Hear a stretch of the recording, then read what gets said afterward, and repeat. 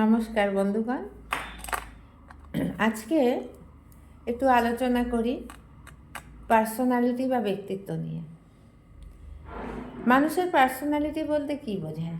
পার্সোনালিটিটা বুঝলে তারপরে আমরা পার্সোনালিটি ডিসঅর্ডার এটাও বুঝতে সহজ হবে। মানুষের পার্সোনালিটি বা ব্যক্তিত্ব বলতে আসলে বোঝায় মানুষের সামগ্রিকতা, ভাবনার সামগ্রিকতা, কে কীভাবে কোন পরিবেশে কোন প্রতিক্রিয়া দেবে, কি তার কিভাবে মেন্টাল গ্রোথ হয়েছে, অর্থাৎ সে কিভাবে কোনো একটা বিষয়কে ভাবে, কোনো একটা বিষয়ের পরিপ্রেক্ষিতে কিভাবে তার বক্তব্য বা ভাবনা ব্যক্ত করে, বা ব্যক্ত না করলেও তার মনের মধ্যে কি চলে, পরিবেশের সঙ্গে সে কতটা মানিয়ে নিতে পারে।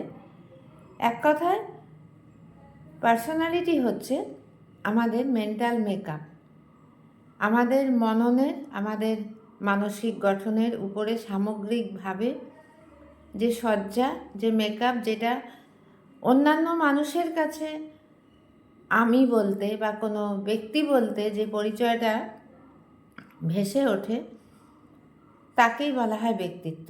আমরা কোনো মানুষকে বলি শান্ত, কোনো মানুষকে বলি রাগী, কোনো মানুষকে বলি খুব শীতল প্রকৃতির, কোনো মানুষকে বলি অপরাধপ্রবণ, কোনো মানুষকে বলি খুব দুর্বল চিত্তের, কোনো মানুষকে বলি খুব সাহসী।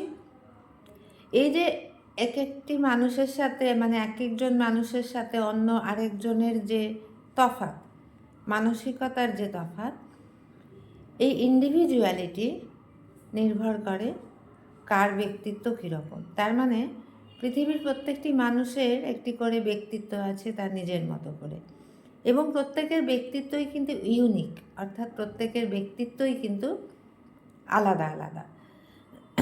দেখতে একই রকম হলেও যেমন প্রত্যেকটি মানুষ আলাদা হয়, ঠিক সেরকম ভাবনা চিন্তায় প্রায় একরকম হলেও ভাবনার সূক্ষ্মতা, ভাবনার প্রকাশভঙ্গি এবং নিজের ভিতরে চিন্তনের গভীরতা সব মিলিয়ে প্রত্যেকটি মানুষ আবার আলাদা আলাদা পার্সোনালিটি বা ব্যক্তিত্বের অধিকারী।